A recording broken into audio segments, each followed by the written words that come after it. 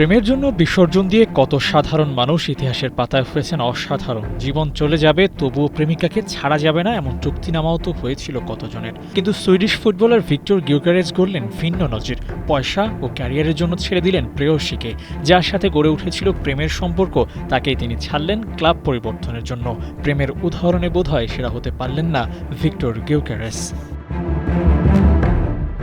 ভিক্টোরিয়ার বর্তমান club sporting FC, সেখান থেকে নতুন কোনো গন্তব্যের খোঁজ করবেন আসন্ন মৌসুমের আগে। প্রিমিয়ার লিগের বেশ কয়েকটি ক্লাব ভিক্টর গিউকেরেসের সাইন করাতেও চায়, সম্মতি আছে তারও। তবে এর আগে সব সম্পর্ক মুছে ফেলতে চাইছেন পর্তুগিজ ক্লাবটির সঙ্গে। সেই তাগিদে প্রিয়জনকেও বাদের খাতায় তুলে দিলেন। ইতিমধ্যেই বিদায় জানিয়েছেন প্রেমিকা ইনেস আগুইয়ারাকে। ক্লাব যেহেতু ছাড়বেনই, সেহেতু পর্তুগালে এমন কিছু রেখে যাবেন না যার জন্য কখনো ফিরতে হয়। যাবেন তো যাবেনই, কোনো কিছুই সঙ্গে নেবেন না, যদি হয় তা প্রেমিকাও।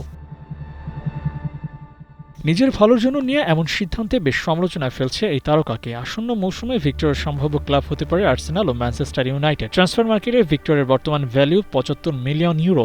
তবে এই ফরওয়ার্ডের জন্য তার club sporting FC ১০০ million euro release close দাবি করছে, যা মিটিয়ে তাকে দলে নেওয়ার মতো আগ্রহ খুব কম ক্লাবই দেখাবে। তবে ট্রান্সফার মার্কেটে গুঞ্জন চলছে, নিজেদের বাজেটের সর্বোচ্চ চেষ্টা করবে আর্সেনাল।